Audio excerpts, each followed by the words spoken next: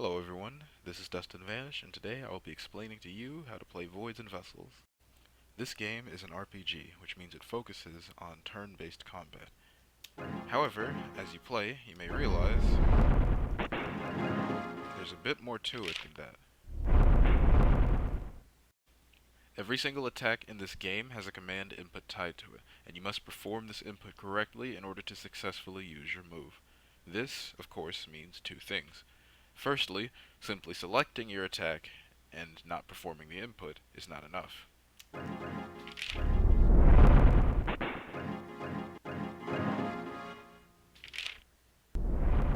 As you will simply get hit. The second thing is performing your attack too slowly is also not enough, because you have to do the input before your opponent finishes theirs.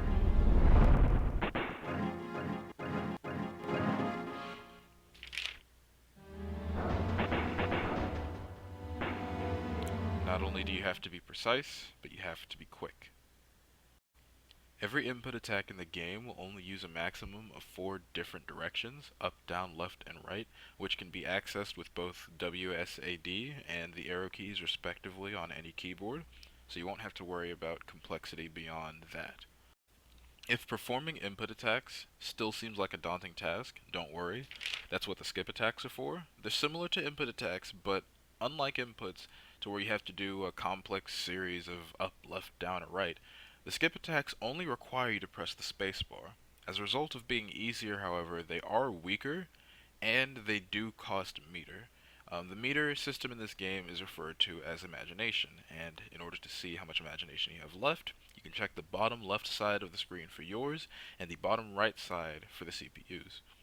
At the start of every match, you'll have about 50 points of imagination, and it can max up to 100.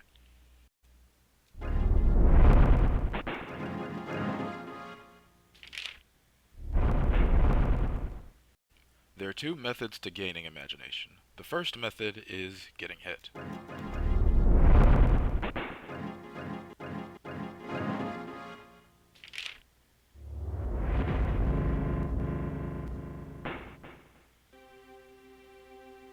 The second method is by performing an input attack.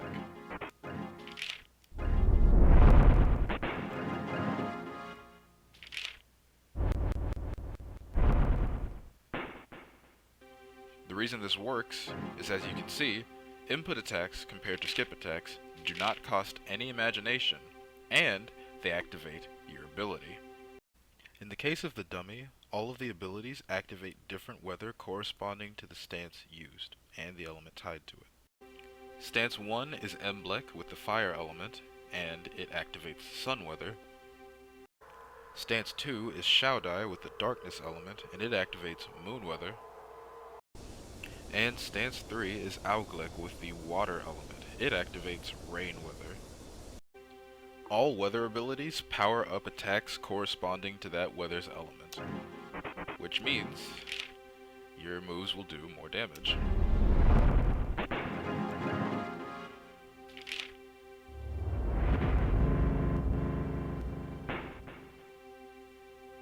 As such, you can start to see the benefit of really learning how to do the input attacks, as you don't gain access to abilities from skip attacks, regardless of how powerful they are.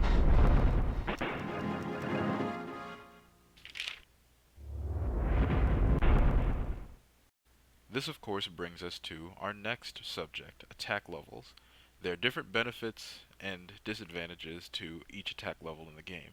Weak attacks are only 3 buttons long, so they're very fast but don't do that much damage. Normal attacks are right in the middle, to where they are 4 buttons long, but they do a little bit more damage than weak attacks, however, are typically not as difficult as the strong attacks.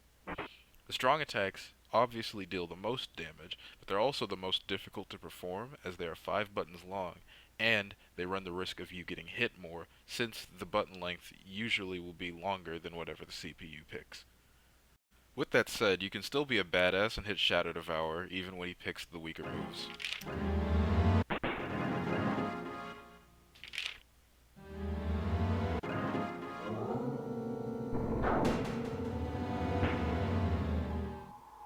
The last thing to note is the elements themselves. So you have fire, darkness, and water, respectively. Yes, the fire stance is blue and the water stance is red. This is for lore purposes. No, I am not trying to mess with you.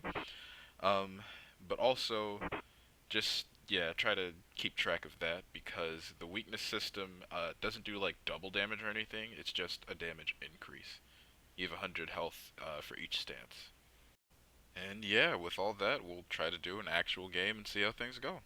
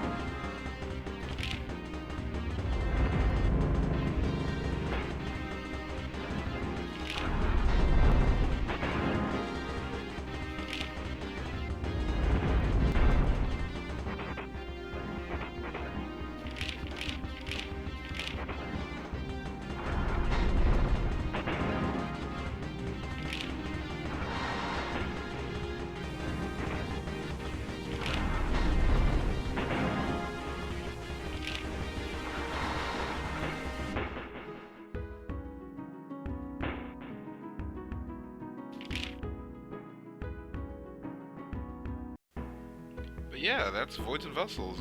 We hope you enjoy it. We worked really hard on this game. And, expect more in the future. Let us know what you all think. Catch you later.